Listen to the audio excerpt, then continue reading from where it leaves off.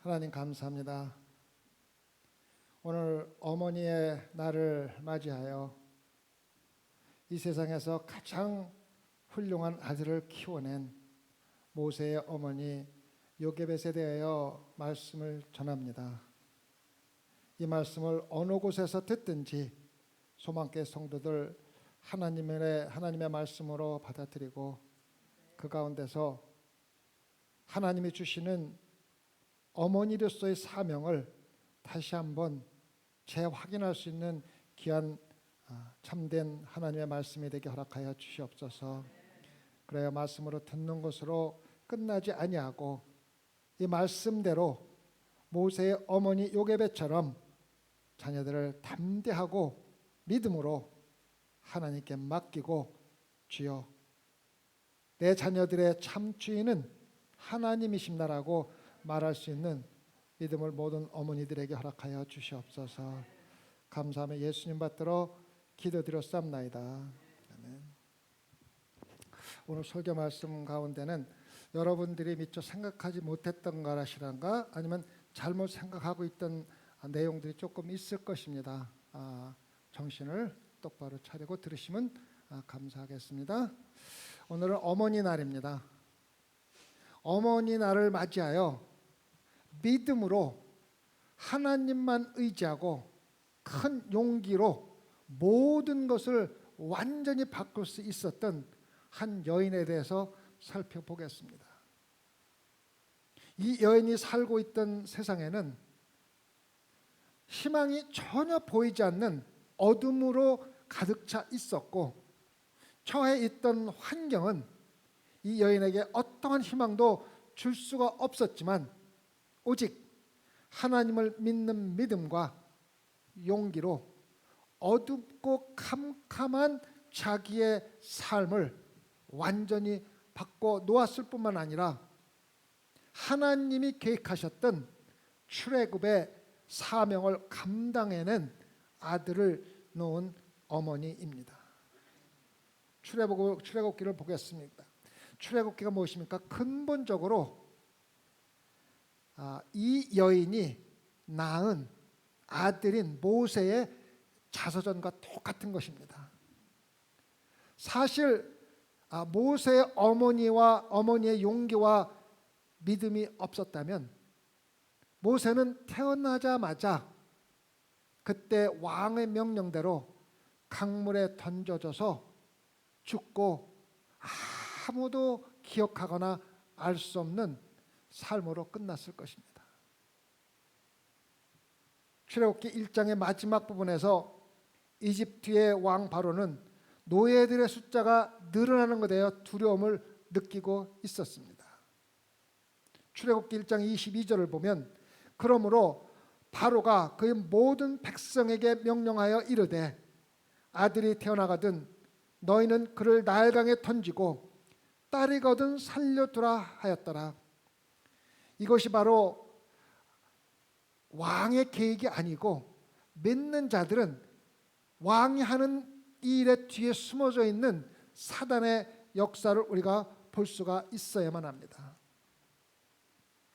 구세주의 탄생이 히브리의 후손에서 태어난다는 것이 이미 예언이 되어 있고 사탄은 예언된 히브리를 멸살하여 구세주 즉 예수 그리스도의 탄생을 막으려는 사단의 계획입니다. 여러분 잘 알다시피 창세기 15장 13절과 14절에 예언된 하나님의 뜻을 막음으로 예수 그리스도의 탄생을 막는 것이 사단의 계획이며 여기서 사단이 자기의 계획을 실천하고 있는 것입니다. 여호와께서 아브라함에게 이르시되 너는 반드시 알라 내 자손이 이방에서 객이 되어 그들을 섬기겠고 그들은 400년 동안 내 자손을 괴롭히리니 그들이 섬기는 나라를 내가 징벌할지며 그 후에 내 자손이 큰 재물을 이끌고 나아오리라. 벌써 애굽에서의 노예 생활 400년은 아브라함 때부터 하나님이 이미 아브라함에게 예언을 하신 겁니다. 사탄은 모세가 태어날 때가 하나님이 약속하셨던 애굽 노예를 시작한 지 400년이 가까워지고 있다는 것을 누구보다 잘 알고 있었습니다.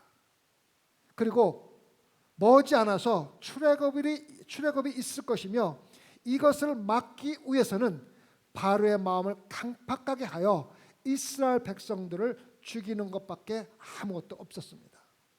그래서 우리 믿는 사람들은 바로의 잔인함 뒤에 숨어져 있는 이집트에서 태어나는 모든 히브리 남자 아이들을 죽이고 이스라엘을 멸살시키기 위해서 간악하게 계획을 하고 있는 사단이 바로 왕의 모든 행동을 조종하고 있다는 것을 영적으로 볼 수가 있어야만 합니다. 절대적으로 바로가 하는 일이 아니라 사단의 조종입니다. 이것을 우리 마음에 새겨두고 출애굽기 2장 1절과 2절을 보겠습니다. 레위 가족 중 한 사람이 가서 레위 여자에게 장가들어 그 여자가 임신하여 아들을 낳으니 그가 잘생긴 것을 보고 석 살 동안 그를 숨겼으나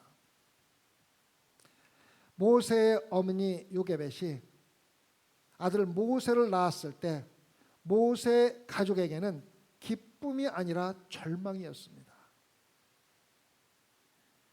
모든 남자 아이들을 나일강에 던지라는 바로의 명령을 잘 알고 있었기 때문에 아들이 3명이 있는 부모가 또 아들을 낳은 것보다도 더 슬프고 절망이 가져올 수밖에 없었던 것입니다. 딸이 아닌 아들이 이 가정에 태어났을 때 새 생명의 기쁨이 절망으로 바뀐 것입니다. 하지만 이런 절망 속에서 모세의 어머니 요게벳은 2절에서 아들이 잘생긴 것을 보았다고 했습니다. 아들이 잘생긴 것을 보았다고 했습니다. 이 뜻은 단순히 어머니가 자기 아들을 낳고 너무 예쁘게 잘생겼다는 인간적인 느낌, 감정에 잘생긴 것이 아닙니다.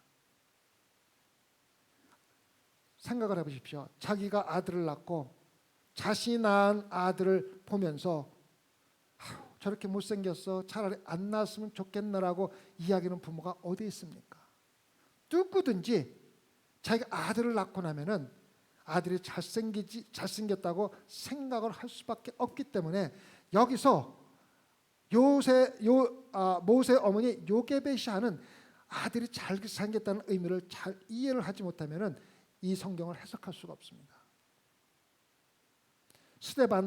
순교한 스데반 설교가 사도행전 7장 20절에 나옵니다. 똑같은 이야기가 거기 나옵니다. 그때에 모세가 태어났는데 하나님 보시기에 아름다운지라 그의 집에서 석 달 동안 기르리더니 기록하고 있습니다. 어머니 요게벳은 하나님의 계획이 이 아이에게 있다는 것을 믿음으로 깨닫고 거기에 합당한 모습을 본 겁니다. 믿음입니다. 믿음. 다시 말해서 요게벳은 단순히 자기 아들이 잘생겼기 때문에 아까워서 살리려고 자신과 가족 모두의 생명의 위협을 받아들이고 아이들을 구원한 게 아닙니다. 요게벳은 믿음으로 하나님을 크게 섬길 유일한 표시를 아들인 모세에게서 믿음으로 본 것입니다. 그래서 요게벳은 생명의 위험을 무릅쓰고 아들을 숨기는 영적인 감명을 받은 것입니다. 모세의 어머니 요게벳이 바로 왕의 명령을 거룩하고 아들을 물에 던지지 않는 것은 대단한 믿음과 용기가 있어야 했던 것입니다. 요게벳은 이미 딸 미리암과 아들 누굽니까? 아론을 자녀로 갖고 있었으며 만약 모세를 죽이지 않고 숨겨둔 것이 발각된다면은 아들 모세뿐 아니라 모든 가족이 멸망을 당할 수가 있는 아주 위험한 상황이었습니다. 하지만 요게벳은 모세의 아름다움을 통하여 자신의 마음속에 속삭이는 하나님의 음성을 들었고 위험을 감당하며 믿음으로 하나님께 순종을 한 것입니다. 우리가 믿음으로 행하는 모든 하나님들의 일은 우리 마음속에 속삭이는 성령의 감동 감화에 순종하는 것부터 시작이 되어야 그 일은 비로소 능력을 발할 수가 있는 것입니다. 성도 여러분, 부모님들은, 특히 어머님들은 자신의 자녀들에게서 세상적인 아름다움보다는 하나님께서 보시는 아름다움을 믿음으로 볼 수가 있어야 합니다. 자신의 자녀를 통하여 하나님이 이루려는 계획이 무엇인지를 깨닫지 못한다면 여러분은 여러분의 자녀를 하나님께 맡길 수가 없다는 것을 반드시 알아야만 합니다. 이것은 오로지 믿음의 눈으로만 볼 수가 있는 것입니다. 하나님이 나에게 이 자녀를 주실 때는 이 자녀를 통하여 하나님이 이루시려는 뜻이 반드시 있다는 믿음을 가질 적에 하나님께서 우리에게 영적인 눈을 뜨게 해주시고 그 영적인 눈으로 자녀에게 숨어있는 하나님이 주신 아름다움을 볼 수가 있는 것입니다. 이 세상에서 출세하는 데 필요한 재능을 보는 것도 중요하지만 하나님의 뜻을 이루기 위해서 하나님이 주신 아름다움을 자녀들에게서 찾을 수가 있는 믿음을 가진 부모가 되는 것은 대단히 중요합니다.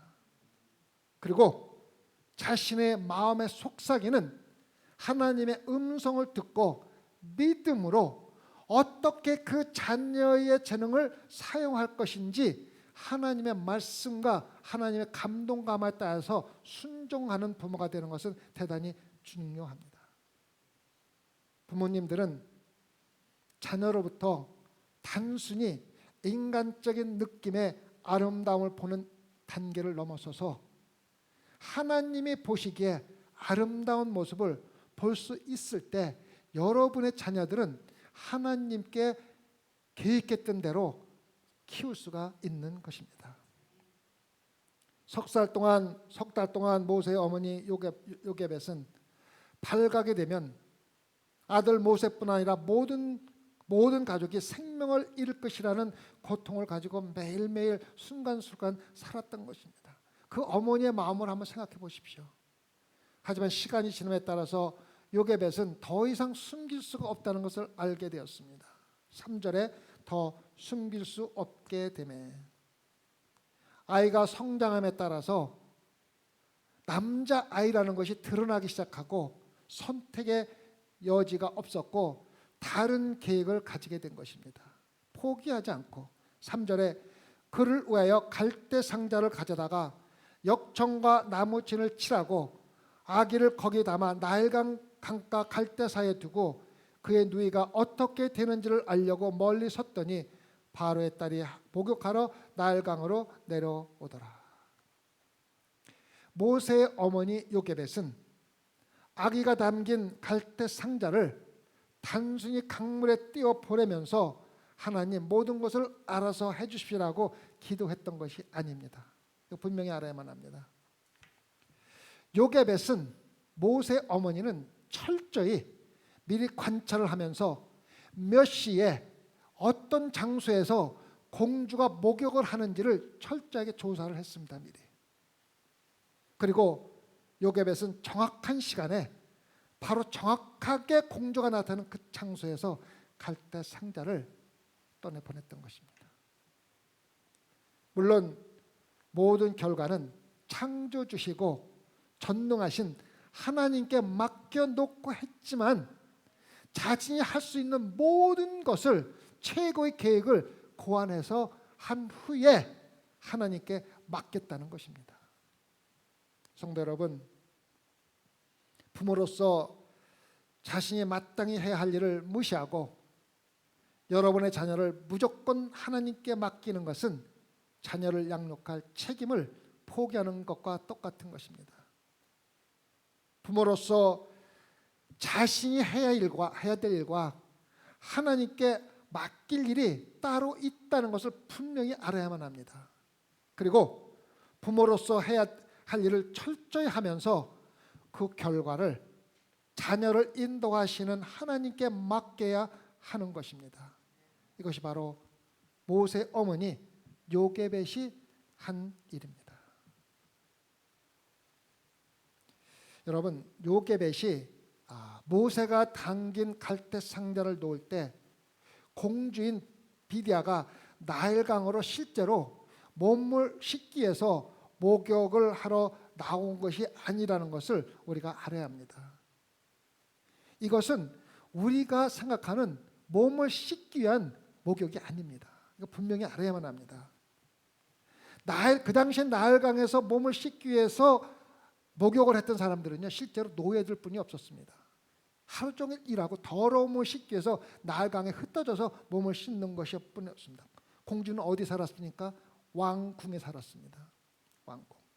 공주는 자신만을 위해서 만든 필요한 모든 걸 가지고 있는 대리석으로 만든 어마하게 화려한 목욕실을 가지고 있었습니다. 그 당시에 이집트는 대리석뿐만 아니라 배관 시설에 되어 있는 지금으로 말하는 목욕탕 시설이 그대로 있었던 것입니다. 질병과 악의 위험을 감당하며 나일강에서 목욕을 해야 될 이유가 전혀 없었습니다. 그래서 이 목욕은 우리가 생각하는 그런 목욕이 아니라 종교 예식의 일부로 행하는 목욕입니다. 그 당시 이집트 사람들은 나일강의 물이 치료하는 힘과 생명을 주는 신성한 능력이 있었으며, 만약 경건하게 예식을 취한다면 나일강의 신이 다산과 생명을 준다고 믿었던 것입니다. 구약에서 이 공주는 여러 명의 자녀를 가진 것으로 기록이 되어 있지만은 이 순간에는 아이가 한 명도 없었습니다. 그래서 아마도 공주는 나일강의 신이 자신에게 자녀를 줄 것이라는 이집트의 미신을 따라서 같은 장소에서 같은 시간에 자신의 자녀를 바라는 종교 의식적인 목욕을 정기적으로 했던 것입니다. 이것을 이해해야 어떻게 모세가 구원받았는지를 알 수 있는 것입니다. 모세의 어머니 요게벳은 이러한 모든 것을 정확하게 알고 있었습니다. 아이를 임신하지 못하는 바로의 딸 피디아가 아기를 갖고 싶은 갈망을 가지고 자신의 아이를 갖고 싶어하는 기도를 가지고 나타나는 바로 그 장소에다가 모세가 들어있는 갈대 상자를 두었던 것입니다. 공주가 나일강의 신이 자신의 기도를 들어주고 자신이 원하는 아이를 줄 것이라는 신망을 가지고 이곳에 왔을 바로 그때에 모세가 담겨져 있는 갈대 상자가 나타난 것입니다. 저절로 막 일어나는 일이 아닙니다. 하나님 일은 철저하게 하나님께서 계획하신 것입니다. 성도 여러분, 모든 것은 요게벳이 철저히 계획한 것입니다.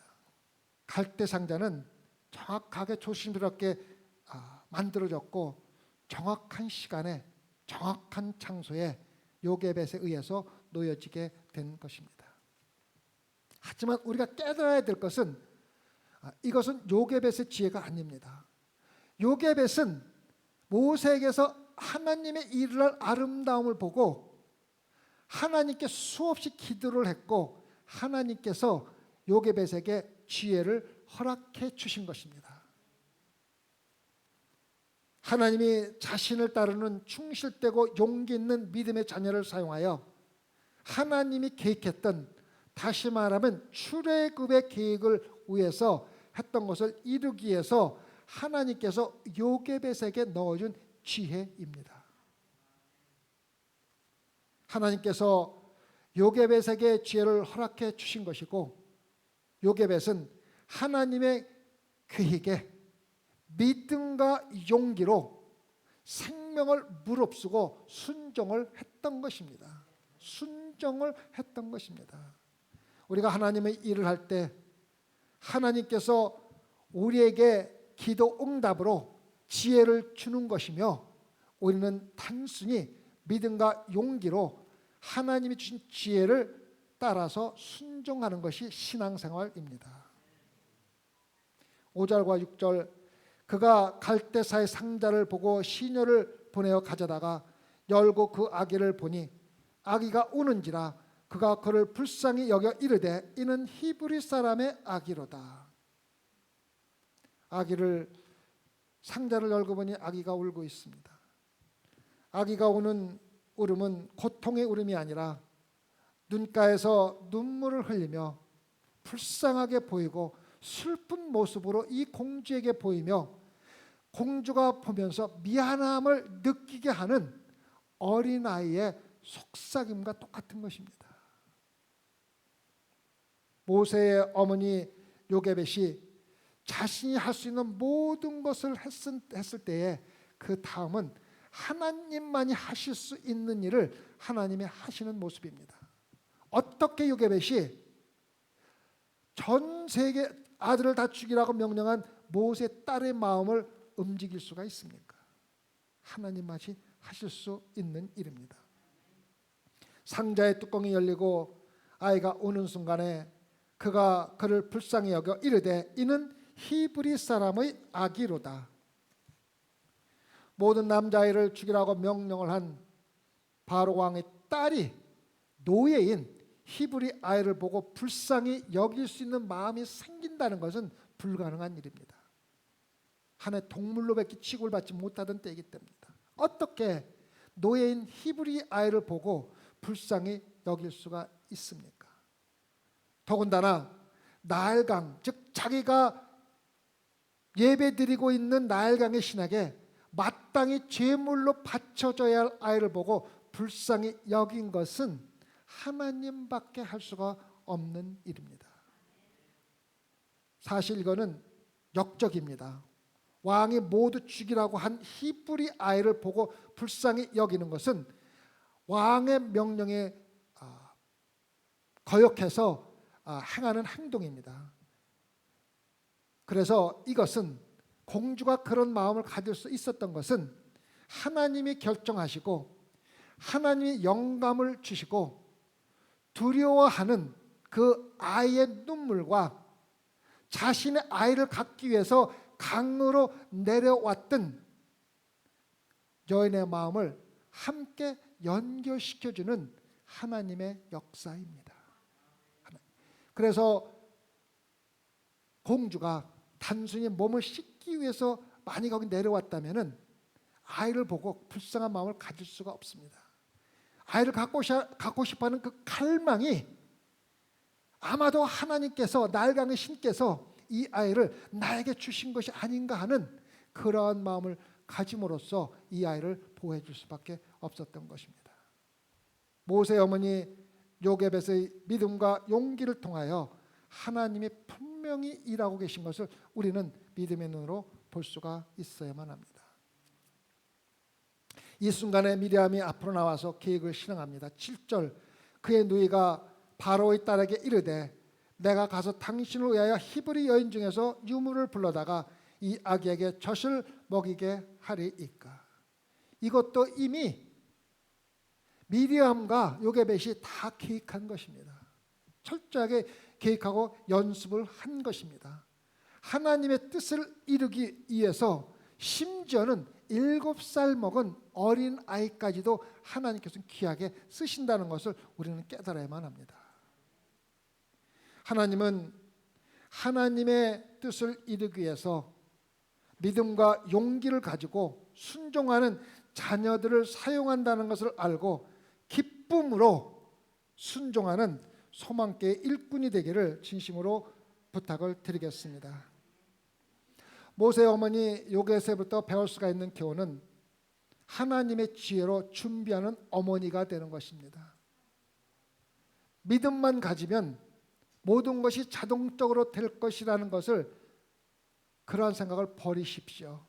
믿는 자들은 기도 응답을 하나님이 주신 지혜를 사용해서 계획을 하고, 부당한 법에 불순종하는 용기가 있어야 하고, 하나님의 법에 순종하고 옳은 일을 하고, 그리고 마지막 하나님이 일을 하시도록 맡겨 놓는 것이 믿음의 성도들이 마땅히 해야 될 일입니다.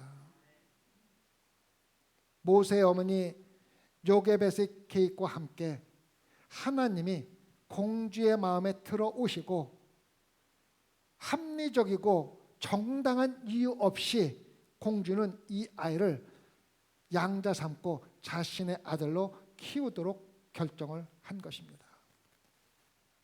공주는 아기가 성장하여 이집트의 궁전에 들어와 바로 왕의 손자로 양자를 받을 때까지 이 어머니를 누구에게 맡겨놓습니까? 친어머니 요게벳에게 맡겨서 젖을 먹여 키우도록 넘겨준 것입니다. 이렇게 믿음과 용기의 어머니 손에서 자랄수록 한 것도 하나님의 뜻이며, 믿음의 어머니 손에서 자란 모세는 히브리서 11장 24절과 26절에서 이집트의 부와 영광을 버리고 하나님을 따르기로 결심하는 원인이 되는 것입니다. 믿음으로 모세는 장성하여 바로의 공주인 아들이라 칭함받기를 거절하고, 도리어 하나님의 백성과 함께 고난받기를 잠시 죄악의 날을 누리는 것보다 더 좋아하고, 그리스도를 위하여 받는 수모를 애굽의 모든 보화보다 더 큰 재물로 여겼으니 이는 상 주심을 바라봄이라. 히브리서 11장입니다. 왕궁에서 훈련을 받고 이 세상에서 출세할 수 있는 모든 능력을 가지고 있었음에도 불구하고 믿음의 어머니인 요게벳의 가르침에 따라 모든 훈련과 능력을 오로지 하나님만을 섬기는데 사용한다고 결심한 모세입니다. 저절로 생긴 게 아닙니다. 성도 여러분, 이 세상에서 출세는 잠시 죄악의 낙을 누리는 것에 불과하며, 하나님을 위하여 사용한 여러분의 자녀들의 능력은 영원한 것입니다. 여러분의 자녀들이 하나님이 주신 능력으로 훈련을 받고 이 세상에서 물질을 얻고 출세하는 데만 사용하고 있지 않은지 살펴보시기 바랍니다. 혹시 여러분이 스스로 그러한 삶을 살면서 자녀들에게 그렇게 살도록 가르치고 격려하고 있지는 않은지 돌아보는 시간 되기를 부탁을 드리겠습니다. 마지막으로 더욱 놀라운 사실은, 대단히 놀라운 사실은 모세와 가족의 영향을 받은 바로 왕의 공주가 하나님의 자녀가 되기로 선택했다는 사실입니다. 역대상 4장 17절 18절에 보면은 재미있는 이야기가 나옵니다. 출애굽 시 모세가 이끌고 나온 모든 백성들의 족보가 나오는데, 거기에 누구가 나오냐면 모세를 양자로 삼은 바로의 딸 비디아의 이름이 기록되어 있습니다. 에스라의 아들들은 예델과 메렛과 에벨과 얄론이며, 메렛은 미리암과 삼메와 에스도모아와의 조상 이스바를 낳았으니 이는 메렛이 아내로 맞은 바로의 딸 비디아의 아들들이라고 기록되어 있습니다. 제가 이 말씀을 준비하면서 이 결을 발견하고 정말 깜짝 놀랐습니다. 이집트 왕 바로의 딸 비디아가 히브리의 하나님을 영접하고 히브리 남편과 결혼을 하고 하나님의 자녀들과 함께 출애굽을 한 것이 성경에 기록되어 있었습니다. 그런데 이것이 전부가 아닙니다. 전통적으로 이스라엘은 남자들, 아들들만 족보에 기록이 되는데 공주의 첫 번째 아이가 딸임에도 불구하고 족보에 기록이 되어 있습니다. 17절을 보면 그 딸의 이름이 미리암이라고 기록된 것입니다. 바로 왕의 공주는 자신을 모세의 어머니에게 소개하는 중간 역할을 한 미리암을 자신의 첫 번째 딸의 이름으로 사용해서 그 이름을 높여 주었던 것입니다. 하나님의 은혜 가운데 모세의 어머니 요게벳은 가장 구원받을 가능성이 없는 여인, 자신의 소원을 이루기 위해서 나일강의 신에게 정기적으로 내려갔던 여인을 자신의 아이에게 소개를 시켜줬을 뿐만 아니라 모든 만물 가운데 살아계시고 역사하시는 구세주 하나님에게도 소개시켜 주어서 구원받게 했던 것입니다. 마침내 이 여인은 참된 하나님을 따름으로 바로의 공주의 역할을 다 버리고 새로운 삶의 목적을 찾았고 참되고 살아있는 여호와 하나님과 새롭고 영원한 관계를 가지면서 영광의 공주가 되는 것을 아무런 아낌없이 버렸던 것입니다. 성도 여러분, 모세의 어머니는 믿음과 용기로 강물에 버려야 할 모세를 살려 하나님의 계획을 이루었을 뿐 아니라 이집트 왕의 딸을 참된 하나님께로 인도하는 엄청나게 귀중한 일을 했습니다. 그렇게 할 수가 있었던 것은 모세의 어머니가 아들에게서 하나님이 보시기에 아름다운 모습을 믿음으로 볼 수가 있었기 때문에 가능한 일입니다. 오늘 말씀을 통하여 모든 어머님들은 모세의 어머니와 같이 믿음으로 자녀들에게 주어진 하나님의 아름다움을 보고 어떠한 두려움과 위험에도 굴하지 아니하고 하나님의 뜻에 합당하게 자녀들을 양육해야만 합니다. 특히 믿음을 떠나서 세상과 타협하는 모습을 자녀들에게 보여주어서는 안 됩니다. 여러분들의 자녀들이 여러분들이 보기에 지금 아무리 작은 자라 하더라도 설령 어떤 문제를 일으킨다 할지라도 하나님의 계획에 따라서 다른 사람의 삶에 모세의 어머니처럼 어떠한 영향을 줄 수 있는 하나님이 주신 자녀의 능력을 여러분들이 과소평가해서는 안 됩니다.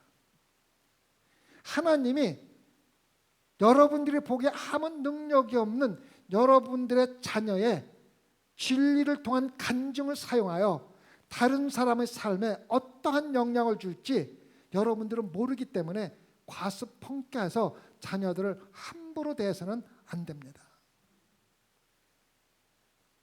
여러분의 자녀를 통한 하나님의 은혜가 미신을 믿고 강물에서 종교의식을 행하고 절망 가운데 희망 없이 사는 피조물들을 용서받고 구원받은 새로운 창조물로 바꾸어 하나님의 영광과 은혜를 영원히 노래할 하나님의 자녀로 포함시킨다는 것을 깨닫고 여러분들의 자녀들의 지금 상태를 너무 과소평가하지 말라는 것이 저의 메시지입니다.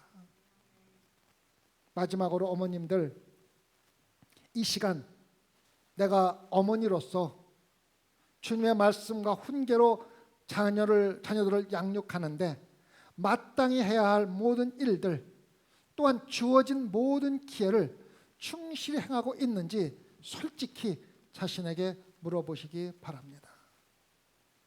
예수 그리스도 안에서 새로운 피조물이 된 그리스도인 어머니들은 자신에게 주어진 모든 사랑과 지혜와 영적인 은혜를 가지고 자녀들을 예수 그리스도를 닮은 새로운 피조물로 양육하여 그들의 삶을 통해서 다른 사람들에게 큰 영향을 주도록 해야만 한다는 것입니다. 기도하십시다. 주님, 우리 자녀들에게 하나님께서 유일하게 주신 아름다움을 믿음으로 볼 수 있는 영적인 능력을 허락하여 주시옵소서. 그래야 그 영적인 눈으로 그 아이의 아름다움을 발전시켜주고 도와주고 생명이 없이 죽어가는 사람들을 새 생명을 얻는데 그들이 귀하게 사용될 수 있도록 주님 양육할 수 있도록 허락하여 주시옵소서. 감사하며 예수님 받들어 기도드렸사옵나이다.